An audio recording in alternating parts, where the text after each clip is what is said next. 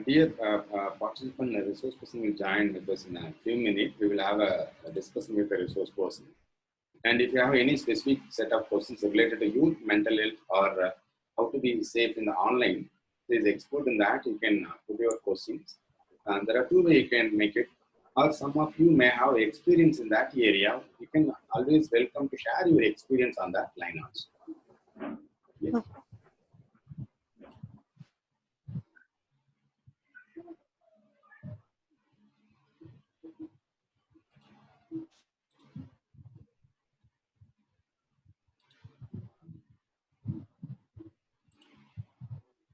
Yeah, I think the resource person is with us. Sir, let me do my slides. One second. You can share it in your bottom and then you can go for a question and answer session.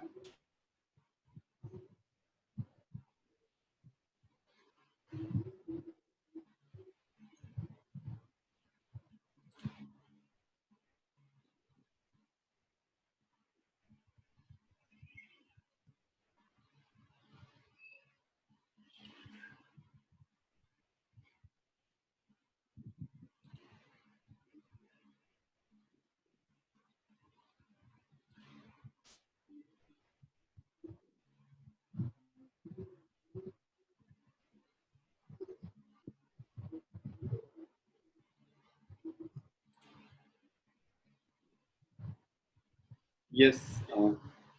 Can you see the slides, sir? No, ma'am. Your system is not connected with this. I'm trying to reconnect it. Yes, please. Same name, ma'am. It's not there in the list. Yeah. Mobile only is there active.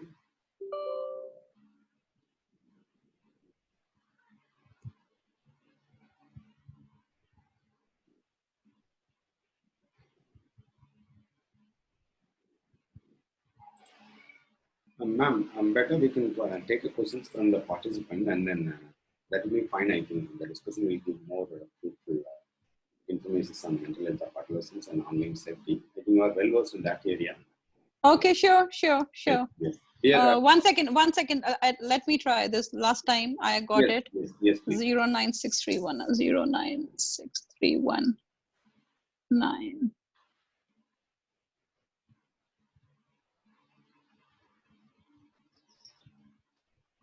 Yeah, got it, ma'am.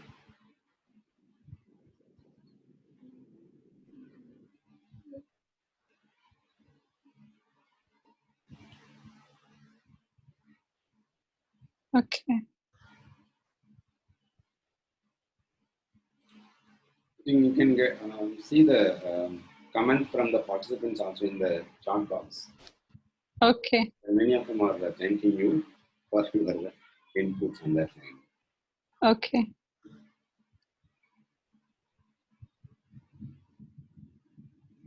So is the PowerPoint visible? We are getting two audio, ma'am. No, ma'am. We can't see. Oh. You can mute your audio in your laptop or your mobile. Any one of the devices, you have to mute your audio because we are getting two voices from the one for mobile phone, another one is from laptop. One second.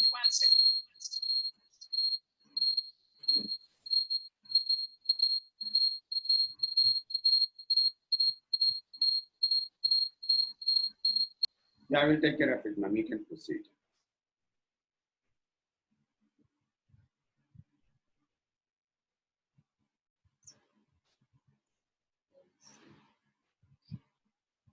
Search finding produce. Again, the Your voice is echo. I'm hearing your echo voice. Now it is fine. okay. Echo is there. Oh, what is that?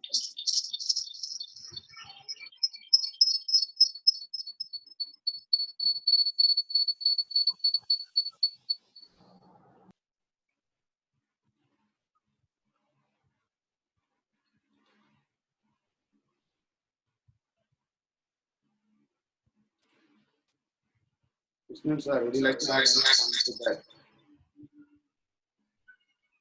Hello. Ma'am, you want to we are in a cinema hall. மாற்ற மாதிரி கேக்குது. I'm getting multiple voices. I think I will do one. I will use your audio.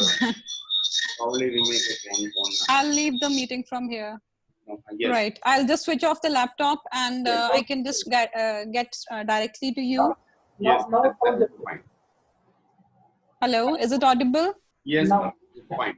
Yeah. So if just I just want to continue with the previous study which I was sharing with you, our comparative study of adolescents in France and India, and this study is published in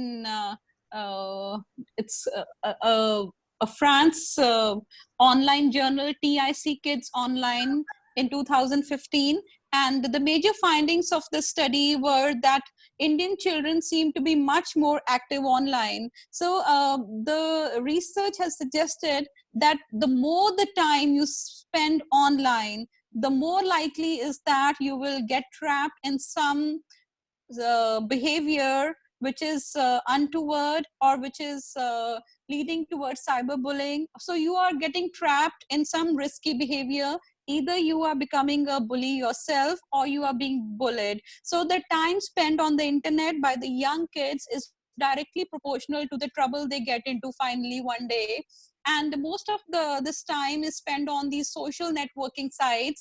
And if you compare the Indian and French students, Indian children are more into risk taking on the internet. It is like meeting strangers online, where Indian adolescents are higher than the French children, posting personal information online, making their profiles public online, and pretending to be a different person, and looking for new friends online and talking about private things online. So the Indian students were higher than the French students on all these behaviors.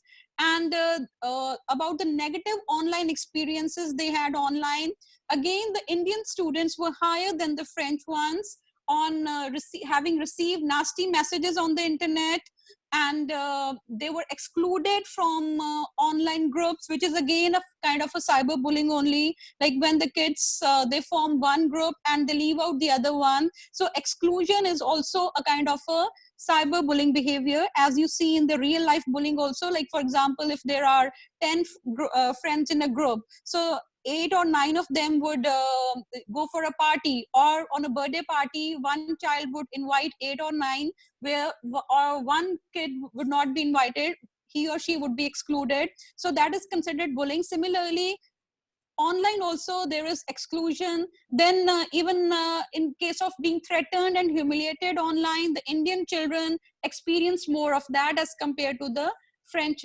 children. So there's another study which we did in 2017, which was about cyberbullying behavior among secondary school students in India. And it is published in International Journal of Social Sciences Review.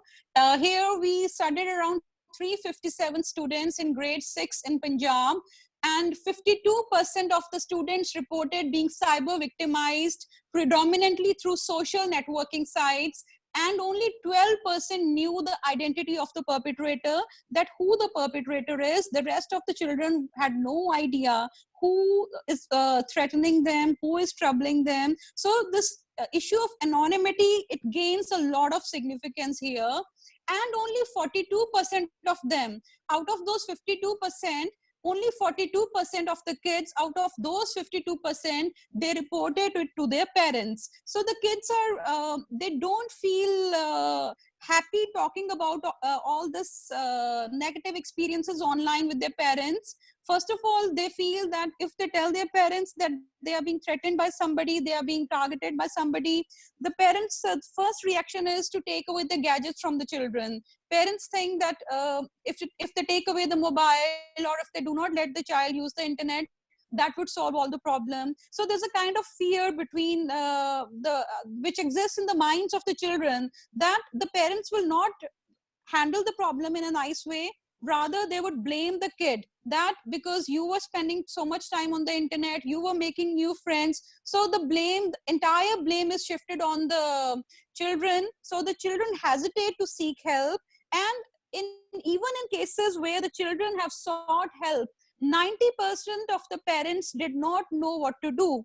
They are not informed. They don't know. They think that all that they can go do is go to the school, and the schools also, they are ill prepared to handle this issue, because they say all this is happening in your houses, in your homes. You have given iPhones to the children, you have given internet to the children. This is none of school's responsibility. So everybody is trying to pass on the buck to others, and nobody is ready to know or to take any positive action on this. So this is making the things more gory and more difficult for the kids' mental health and their well-being.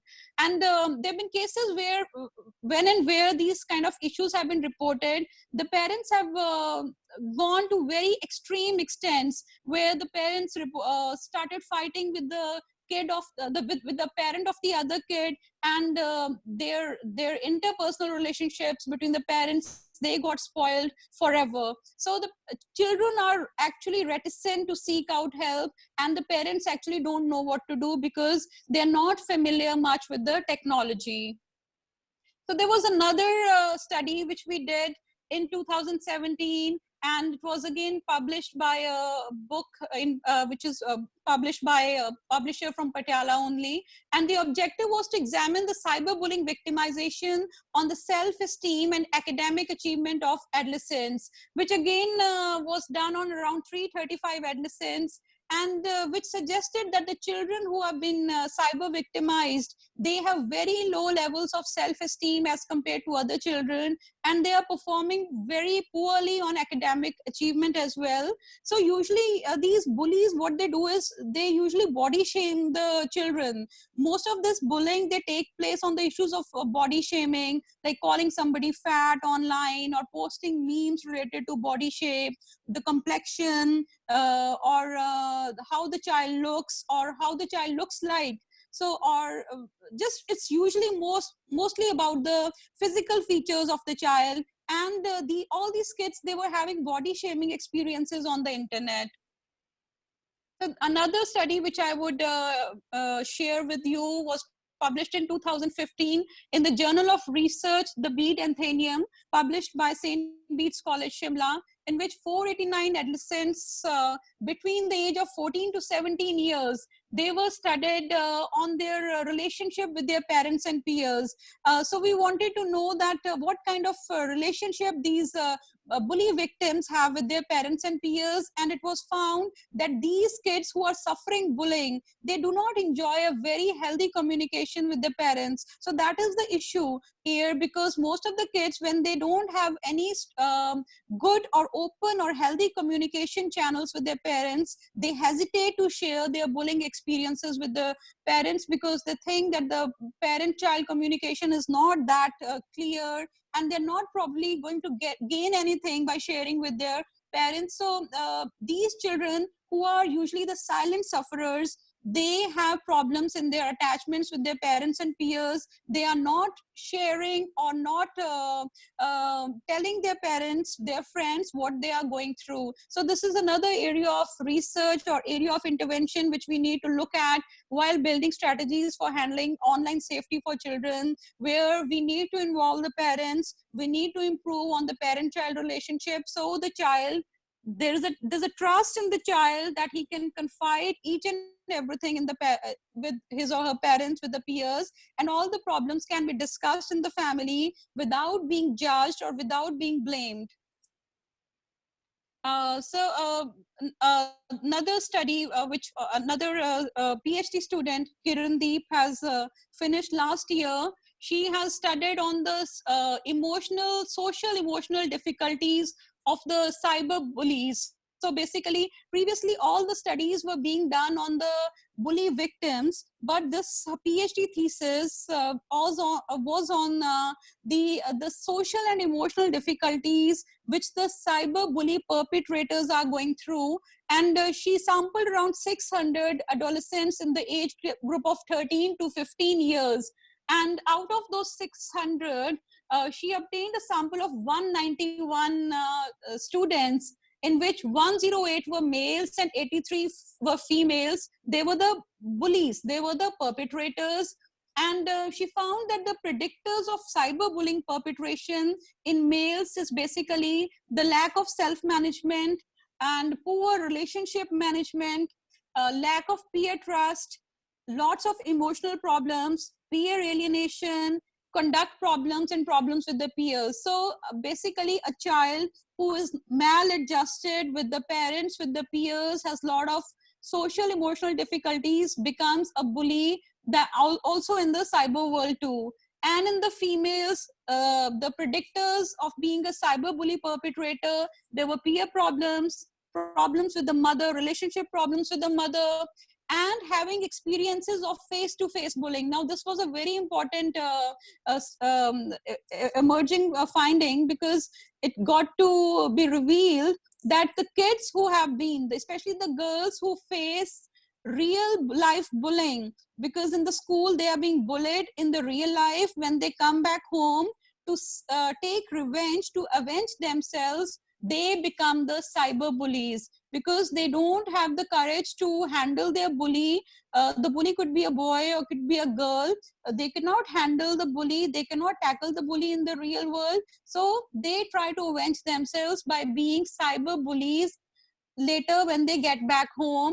And again, there were lots of emotional problems found in the cyber bullies. So all these factors, they explained around 70 to 80% of variance in the cyber bully perpetrating behaviors. Right. So last thing which I want to talk about is that what needs to be done by psychologists. So the first thing is, we need to develop and disseminate advocacy and information resource material to educational institutions, because educational institutions are not yet prepared. They are not being educated. They don't have enough material with them, especially in our vernacular languages. A lot of work is there in English, but we cannot just work with English everywhere. If we talk about the rural population, if we go to the schools in various states, also in Punjab also, we emphasize a lot on Punjabi, where we are given guidelines that all official work has to be in Punjabi language. And likewise in many states of India, where our own language is given first priority. So we have to prepare information to train school teachers, to train pre-service teachers, and to train the school staff, the principal, in handling the cyberbully incidents, and in introducing online safety, which has to be a part of every school curriculum, because everything is going to be online in the coming times, keeping in mind what is happening in the world, and nobody knows what kind of issues, what kind of threats we are going to see in the times to come. So a lot of online education system is going to be happening, but the students have to be kept safe, because they are being exposed to the internet. And while doing their homework, while doing their school, their assignments, they might meet some people who are there to harm them, to trouble them, their own friends, their seniors, or anybody could be there just trying to prey upon them. So we need to be safe, and such handouts, such material has to be developed, translated, and shared. And the school staff has to be trained in our own states, in our respective states. We have to train the school staff to handle such issues, that online safety has to be a part of every school curriculum. And this information has to reach out widely to every nook and corner of India, so that we have trained our teachers well how to handle these kind of emergencies which we are predicting. So I am predicting today that in the coming times, we're going to have a lot of cases of cyberbullying, cyber victimization, where children have been threatened or they have been harmed by people online. So second is designing school-based interventions with an aim to prepare teachers and pre-service teachers to mediate the impact of cyberbullying on students in India.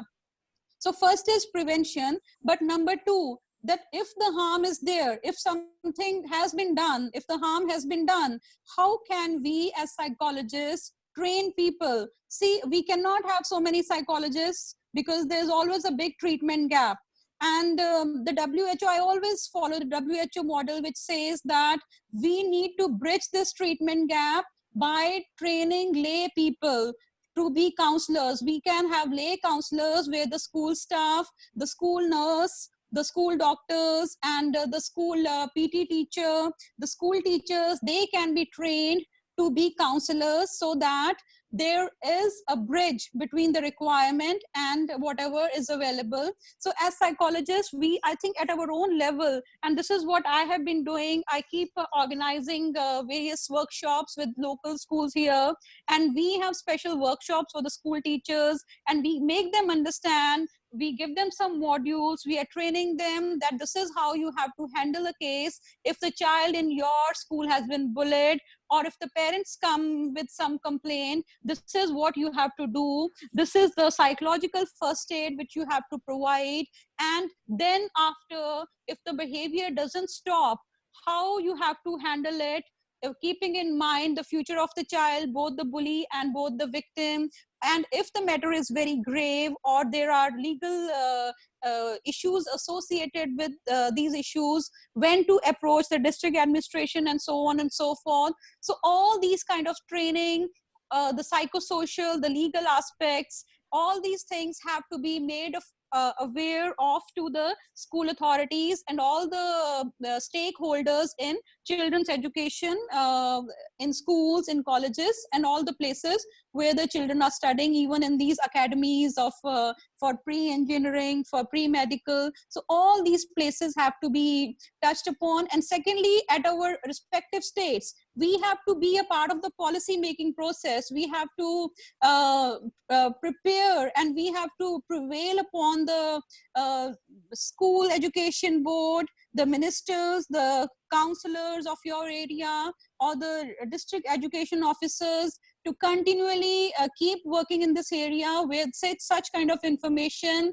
is a regular activity, and such kind of things are being incorporated, or the teachers, the parents, they are being informed about all these issues on a regular basis, whether it is PTM, whether it is annual school functions, or even like all the letters, newsletters which go to the parents. So we have to keep on reminding them, because this is a one big threat to the children in the coming times. As I always say, earlier we used to worry that our kids are unsafe when they go out, but now the kids are more unsafe sitting at home, and you might not even know what your kid is doing, whom he or she is interacting with, who are his or her friends online, and what the child is going through. Is he being blackmailed, or what kind of mess he has created for himself or herself? So like we see all these kind of online activities which make us think that what is happening, these blue whale challenges, and children suddenly committing suicides and all. So these issues are going to get really they are going to increase their intensity in the coming time. So we have to keep educating all the people, all the stakeholders in adolescent and child development. Then the last is the research on effectiveness of intervention programs for handling cases related to cyber victimization. So as researchers, so this is especially for people who are doing research, and most of us might be having PhD students also. So if we are making a package, if we are having some sort of intervention programs for child safety online, or if we have built a program for intervention in case the child has been disturbed, or has been affected online, or the child has developed some mental health symptom because of online bullying and all. So we need to check the effectiveness, that what is the efficacy of that program, how that program can be generalized to other schools, other settings, other surroundings, and other cultures as well. So that is another area of research where we need to work as psychologists. Yes. So this is something about cyberbullying. And then there is I've published a book which I want to share with you. It is bullying, cyberbullying, student well-being in schools, comparing European, Australian, and Indian perspectives. It was published by Cambridge University Press, London, in 2018. So a lot of research papers can be taken up from there. There's a rich source of information, which is quite useful for the budding researchers in the area of online safety and school mental health. Yeah, so now I invite the questions and any observations or any discussions. I'm keen to learn from my fellow participants. I'm sure many of us must be working in this area. So let's come forward and share our knowledge with each other. Question is there, sir, you can. Yes, sir, you can. Go ahead. Yeah. Dhaval, Suresh sir. Yes, ma'am, next please, ma'am. Yes. Yeah, first of all, congratulations and thank you for organizing a wonderful, extensive workshop, which is the need of the hour, that is the mental health of the adolescents.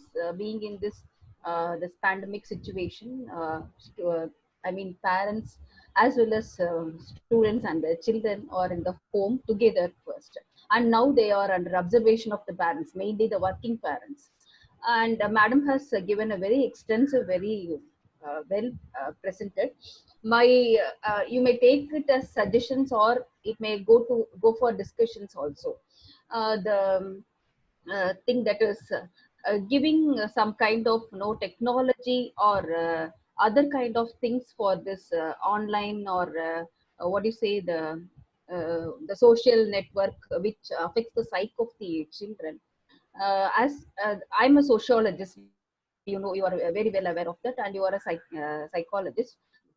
Why can't we discuss about the behavioral change pattern among the parents and also the children, which they can divert from that, the kind of the bullying or any kind of thing that they face actually in today's situation, the behavioral change pattern. And another thing is, nowadays in this present situation, it has become like the WhatsApp culture in school education system itself, where the sharing of the text, the questions, all kind of discussions are happening between the teachers, parents and the children, where it will lead to seeing other kinds of websites when the phone is in their hand. So every time the parent or any elders in the home may not be able to supervise the children, and it is impossible also. So they may know, if we ask, all the parents may not be educated, or no may not have the kind of knowledge that they are in that business. I mean, sharing of the text or whatever the discussions is going in the curriculum or the academia.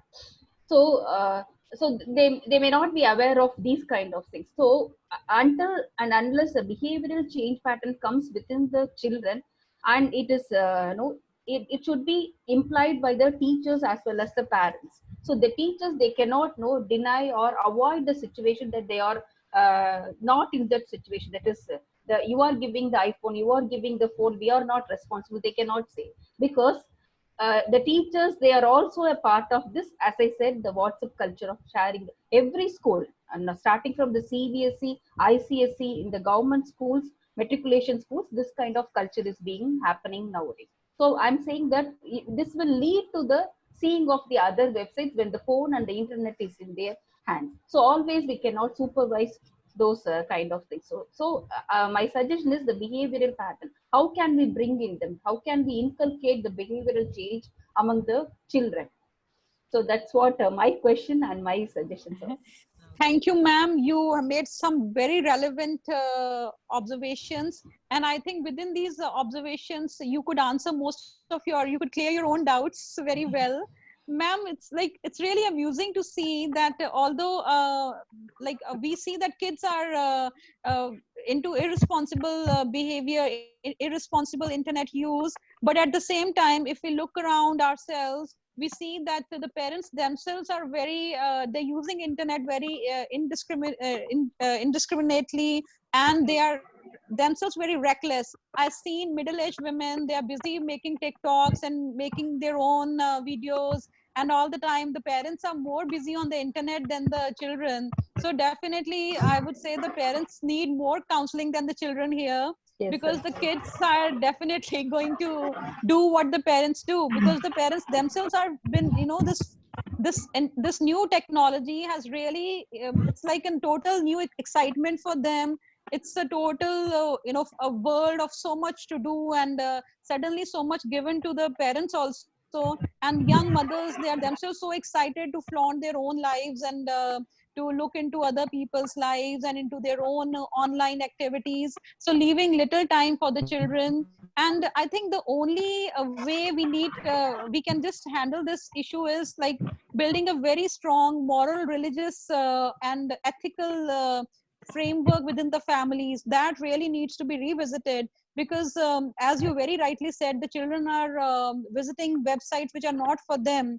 I'm doing another research which I supervised on cyber pornography, and shockingly it's so much high. And even India is one of the, again, the leaders. I mean, it's not something to really boast of, but India is amongst the few countries where a lot of cyber pornography is being watched, and it starts very early and it goes up to very the middle ages and even up beyond that. So I think the entire the ethical fabric of the society has to be rebuilt, and for that all social scientists, they need to work hand in hand to create a kind of society where at least our children are following things or doing things which do not create trouble for them. And very important thing which we need to inculcate in the minds of children is that they have to bear the consequences of everything they do. If not parents, at least teachers or anybody who is in the lives of children, they can explain it to the children very well that whatever you do, you have to pay a price for it. Like all the principles of learning, if we apply here, that all your behavior is either going to be punished or reinforced or rewarded sooner or later. So you have to live with the consequences. So once these kind of things are nicely explained to the children, and before giving any technology to them, like we always say that before you give a car to your child, you give the driving lessons to the child. You just don't say, okay, take a car and go away. So all the people who are a part of the stakeholders or their stakeholders in children development, or even I would say there would be a time, I think of a time in the coming times where if not the parents, but at least all the people who are the mobile sellers or the people who are dealing with these laptops and all, so they should have, I would see it as a very utopian world, but at least 1 or 2 days of compulsory training for the children how to use technology responsibly. That would be actually a utopian world. So those kind of things I look up, but they are very utopian ideas, but I think that would be ideal situation, giving children lessons of being safety. So we cannot force anyone, because there are always inclinations. Every Yeah. person seeks something. So for some people, you know, given a choice, they would search websites related to Brahma Kumari. Somebody would find football interesting. Somebody would find pornography interesting. So everybody has tastes and likings and interests. But one thing has to be clearly taught to the children, that you have to be safe, not at the cost to your own well-being, and you cannot be a threat to the well-being of others. So this has to be very clear to them, that it should not affect the health and safety, not only your own health and safety, but the health and safety of others around you. So these very small things have to be taken care of, and we need to emphasize to the children. Yeah. Yeah, that's I wonderful. have a Ma'am, question, ma'am. Yeah. Yes, Like, please, ma'am.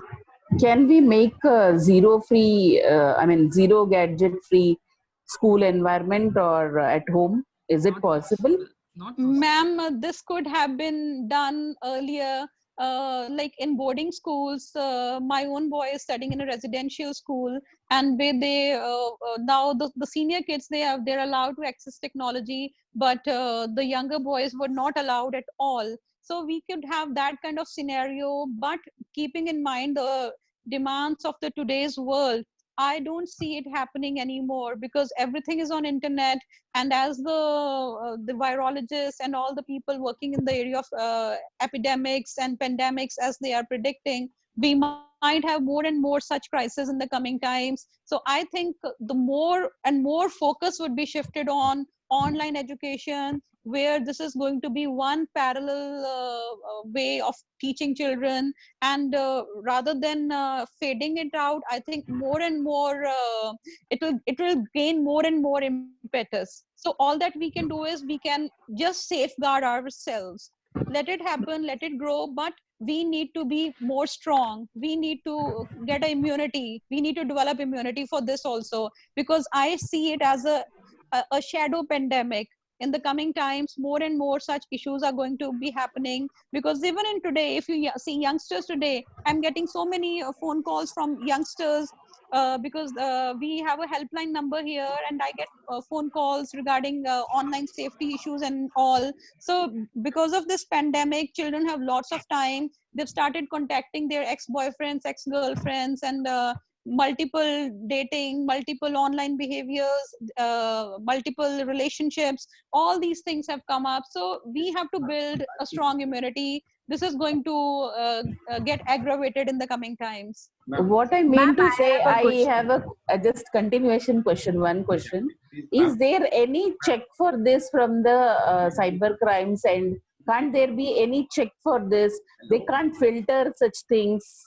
Hello? Ma'am, there I are was trying to filters. talk, There ma'am. are filters. Parents can have these apps and all, Sir, which can't can hear. regulate the which can regulate the online behavior of the Ma'am, children. we are having, But let's say ma'am, that we will have a separate question and answer session some other day, because we are having one more webinar near around 5 more minutes after we are going to start second session, positive living.